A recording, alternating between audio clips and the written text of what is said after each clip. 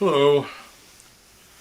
So I sat down today and I was going to make this video for Brandy's diary, and I was just writing down topics that I was going to discuss, or possible topics.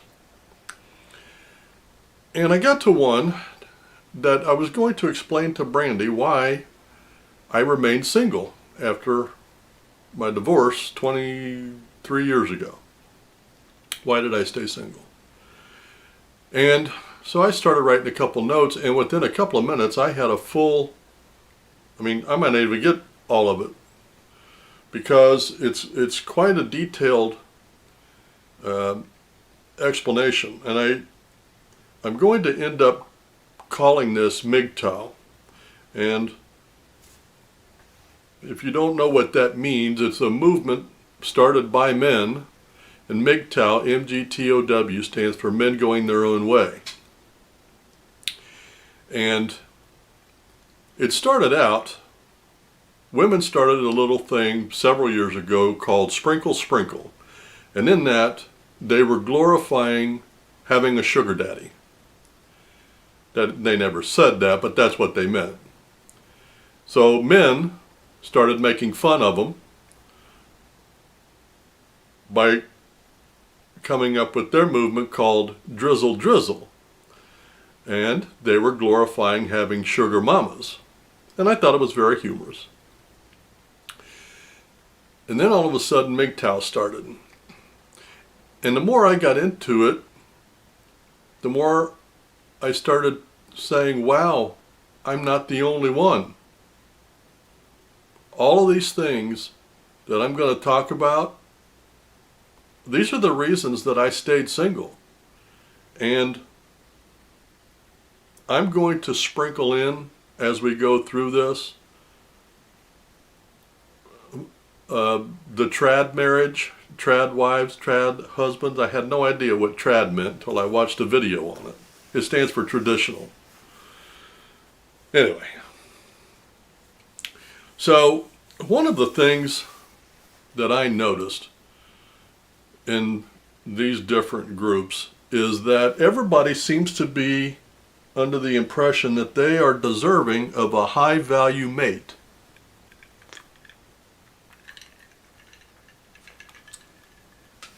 Specifically females. They all think they are deserving of a high value man.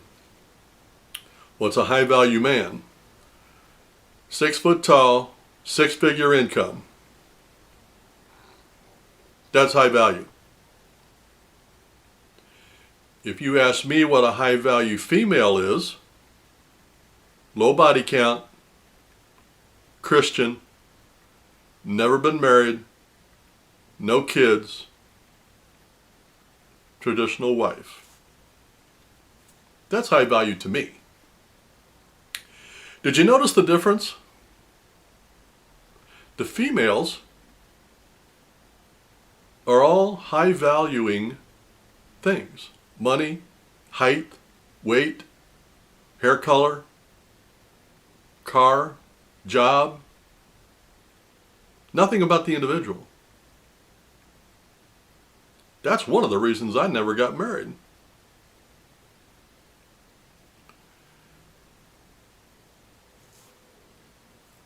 Now, I don't know how to say this without offending young people.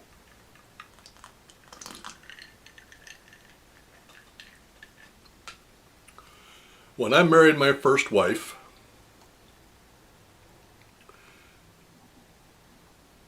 we all knew our roles. One was not subservient to the other, one was not better, one was not worse. They were different, but equal. The man went out, did whatever he needed to do to take care of the family. The wife stayed home, took care of the family and the house. Everybody knew the roles, everybody got along.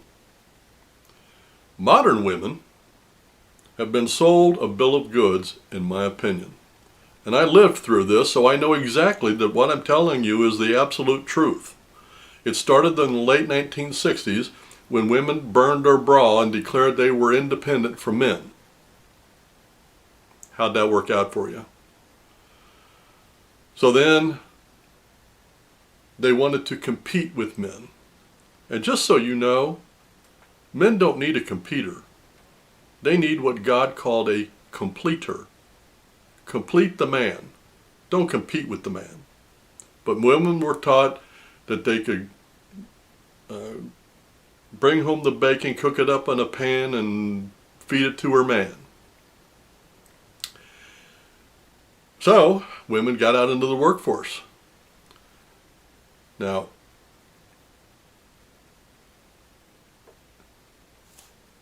that was the beginning of the end, in my opinion. Now, up until this point in time, even though they won't admit it, women held all the power in the family and in the relationship. And the joke used to go that a good wife lets her husband think he's in charge. In the dating world, the women made all the decisions about sex. They made all the decisions about courtship. They made all the decisions about the marriage. Women had the power. The only power that men had was outside the home. And the women didn't want that. They wanted what he had. They wanted what they couldn't have. Just like Eve in the garden. She had a perfect life, but she had to have what she couldn't have. So now the women went after the power that the men had. Simultaneously, family court, the laws, all favor women. And I will say that when the laws were made, I agreed with them, because women stayed home, and if the man divorced the female, it was his responsibility to take care of those kids. And I agree with that 100%, but that ain't life today. That is not how things work. They're still operating on 1950s laws in the year 2024. That's some bullshit. And I mentioned when men divorce their wives. Because of the shift in the dynamics, it is now 78% of the divorces are initiated by women. And you want to know why? Because of the cash and prizes at the end. Child support, joint visitation,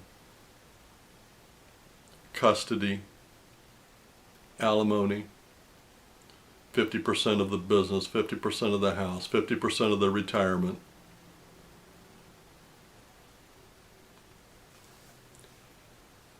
So, the young women today are going to school to fight for a diploma, so they can now go out into the world and fight for a job or a career.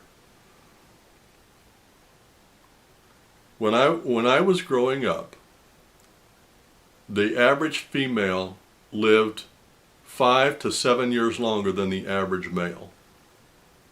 Today it's equal. And you know why? Because women wanted what men got. And they got it. Again, how's that working out for you?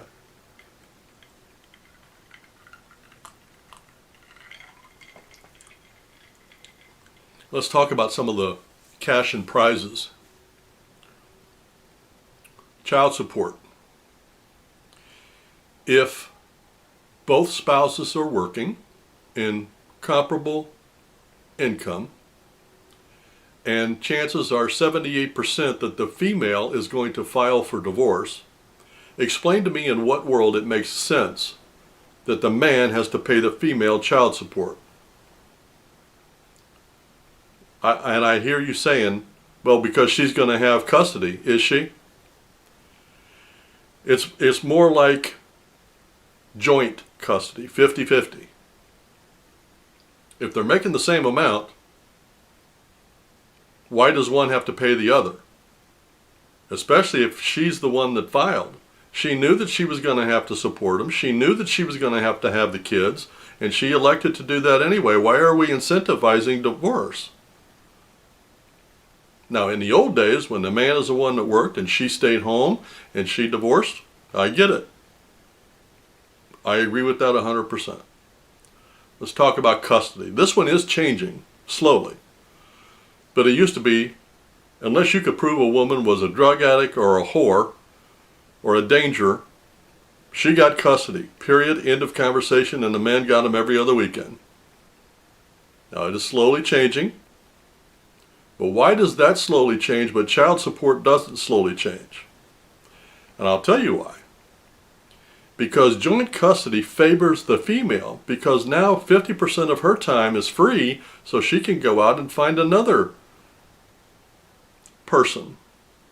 More free time. More time to go to work. More time to make money. Instead of staying home and raising the kids.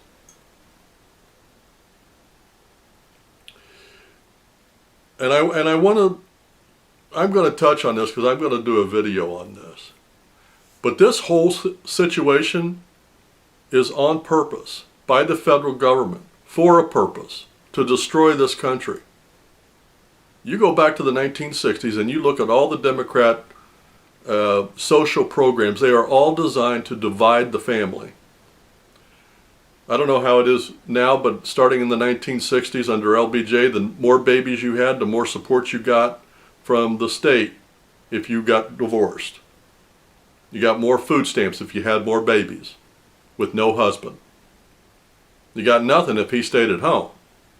So the more babies you had, if his income didn't go up, you just divorced him and went on to the dole. Same with child support. Same with the cash and prizes at the end. It incentivizes divorce. It makes women harder like men. And I'll tell you, I've noticed this. It used to be that the white middle class was the backbone of this country, family. And the black community had no fathers at home, women staying home, spitting out babies left and right, living off of the government. And instead of the whites influencing the blacks have now influenced the whites. The blacks are still doing that. They still have fatherless homes and a ton of kids. But the whites, they're not having babies. They're not getting married, but they're not having babies. Whites are now less in population than the blacks. That's why we keep getting Democrat fucking governors and presidents and representatives, because 90% of them vote Democrat. And what nobody sees is that by voting Democrat, they're perpetuating this destruction of the middle class family. Alimony. Again, designed in the 50s and 60s to support women who stayed home to take care of the house and family. Again, if 78% of them are filing for divorce, and what planet is it even remotely needed that the man should pay the female alimony? Possessions.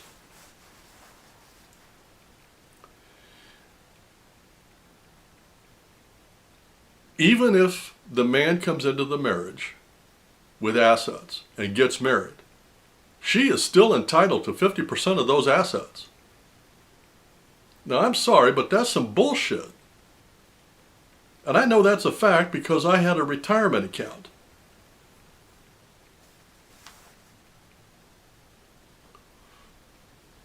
So, what I have done, for me personally, is I've taken all of my assets and put them into trust. I'm never getting married, but in case something happens and I do get married or somebody claims something, they're not getting any of my stuff.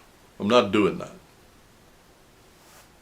And as an example of what I told you earlier about the government wanting to destroy the family, what about no-fault divorce? Used to be you had to have reason to file for divorce. Now you don't need a reason. You just go down to the courthouse and, file for divorce. No fault. We just don't get along anymore. That was designed by the state on purpose to encourage divorce. You got to ask yourself, why would the government want to do that? Because once the backbone of society is broken, they take over. And you put that in combination with eliminating the middle class. How are they doing that? With inflation. Inflation is on purpose. The government prints all that money and floods the economy with all that cash so that we have inflation. Why would they do that? Because every time inflation hits, it hits the poorest the hardest, and the middle class gets smaller and smaller every time we have inflation. That's on purpose.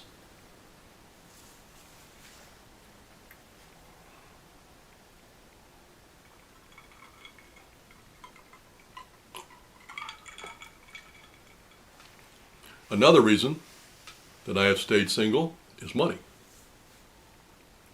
Now, I am a traditional male, and when I go out, I take care of the bill.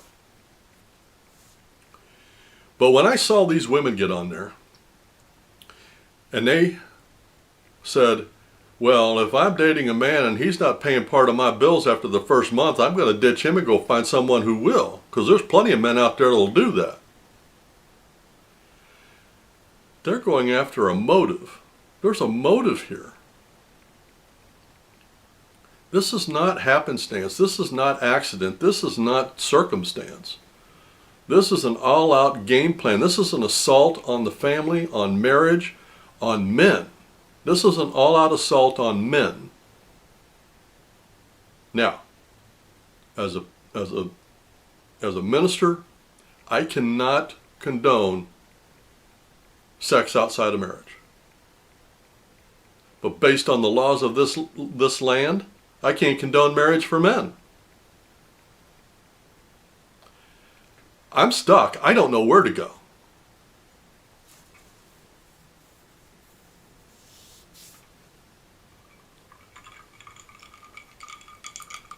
My advice to men is walk away. Don't play the game. And I'll tell you the way to look at this. In the 50s and 60s and before that, the women held the power. They won't tell you that, but they did. Go ask their moms. They held the power in the relationship, but they wanted the power that the men had. So now they're after that, and they're getting it. And they want the power in the courtroom for all the cash and prizes at the end. So when you walk away, you're taking the power. Because if you take away the cash and prizes, and you take away child support, and you take away alimony, and you take away half of your possessions, they've got nothing. There's no incentive for them to be all rough and tough and large and in charge. The women today want to be boss babes. Okay, well, part of being boss babes is being able to be by yourself. So have a good time with that.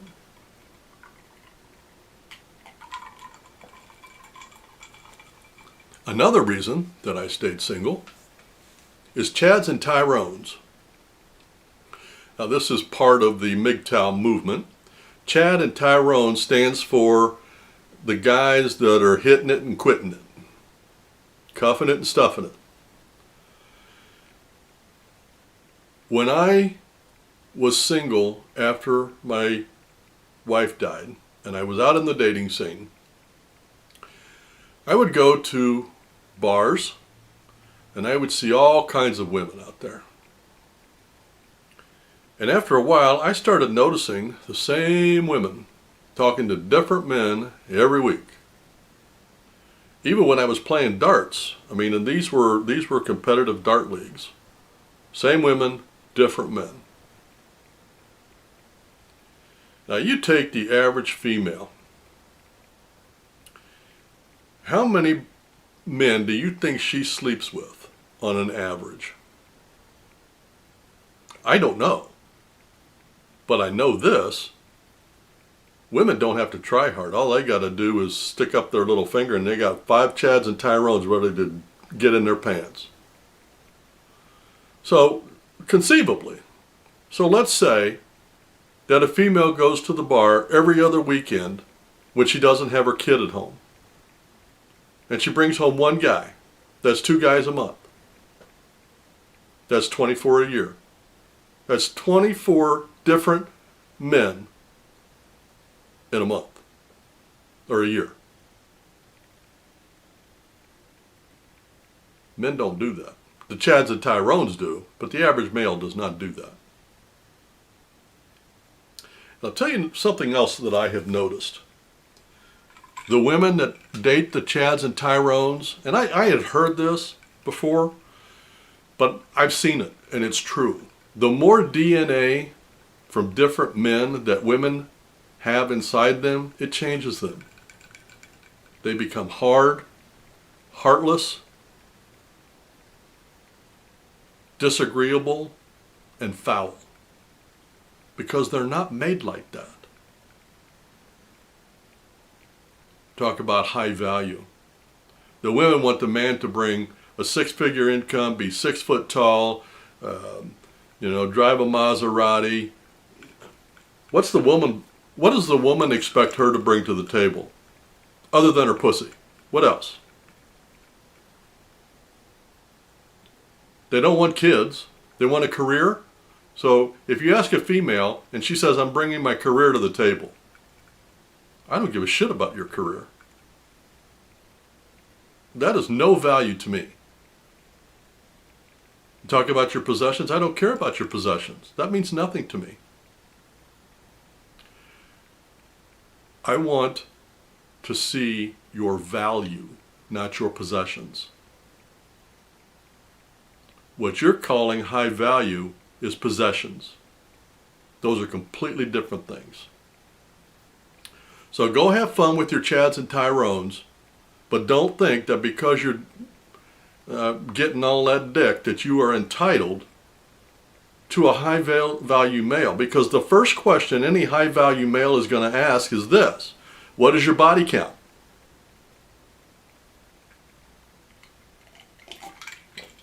And if you don't make it past that question, he's done. He doesn't give a shit about your possessions. The second question a high value man is going to ask you is, are you or have you been married?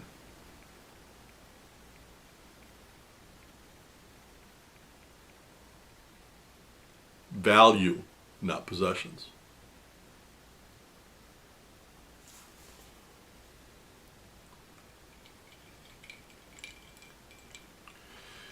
Another reason I stayed single is because I noticed something very interesting. And I noticed it when I was married to Cindy, because she pulled this shit all the time. I'm just not happy anymore. My response is, okay, and? At what point in her life, or any of these modern women's lives, did they decide that their life was all about being happy? Being married is not happy. Being married is work. It's a job. It's a commitment. It's not about being happy. If you go into a marriage thinking you're going to have happiness, then you are destined to fail. But if you go into marriage thinking, this is a person I can spend the rest of my life and tell my deepest, darkest secrets and never, ever be betrayed, now you got something. And that's the difference. It's all about being happy with these women. And as soon as they're not happy, they cash out their chips and go for the cash and prizes.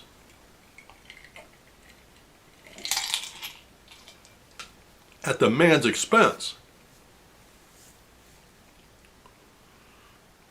Another reason I stayed single, and I'm in the middle of getting caught up in this, I think. Believe all women. That is the biggest line of bullshit I've ever heard. And the women that come forth and lie, they never pay consequences. They're never held accountable. Women, I can't tell you how many stories I've seen on true crime stories where women come forth and accuse men of rape. And then when they find out that they lied, nothing happens to them. Here's what should happen. Whatever sentence that guy would have gotten if he raped her, she needs to get that sentence. That'll cut that shit out right now. But instead, the laws are set up so that there's no consequences for the women. Again, on purpose, with purpose.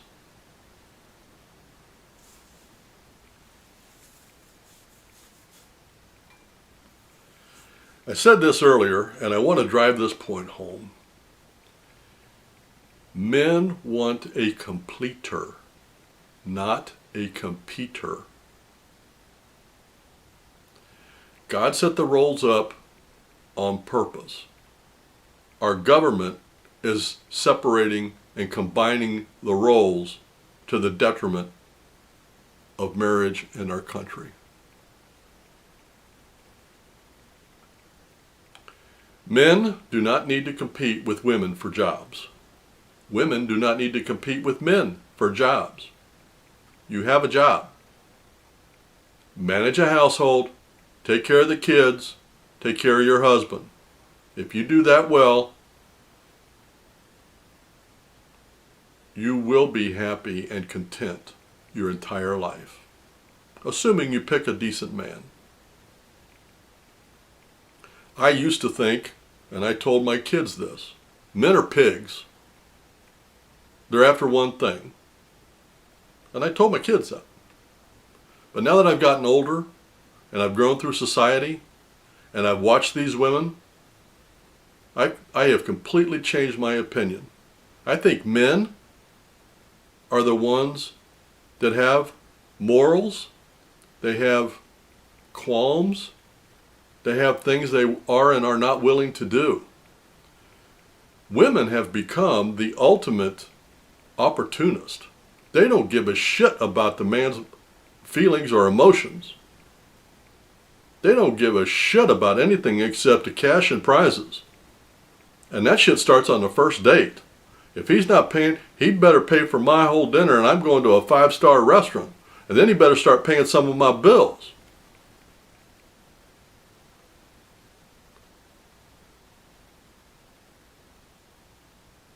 Boss babe versus submissive wife. And by submissive, that does not mean less than.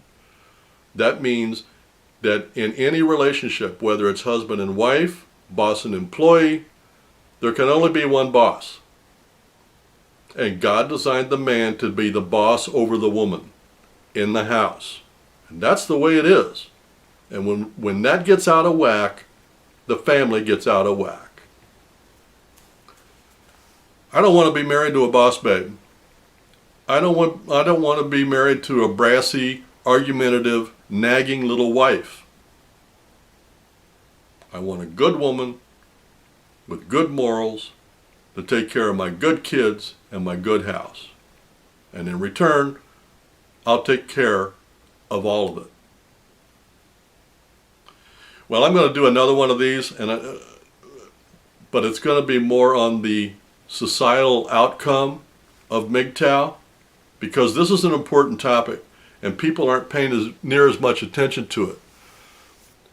And it just occurred to me, I may even put this thing on the internet, because I feel like this is very, very important, and men are walking away. And the women that are still searching are the women that don't need anything from us. Just walk away, take care of your life, build your fortune, and leave it to charity. But don't get hacked by these women. This is bullshit. I'll see you.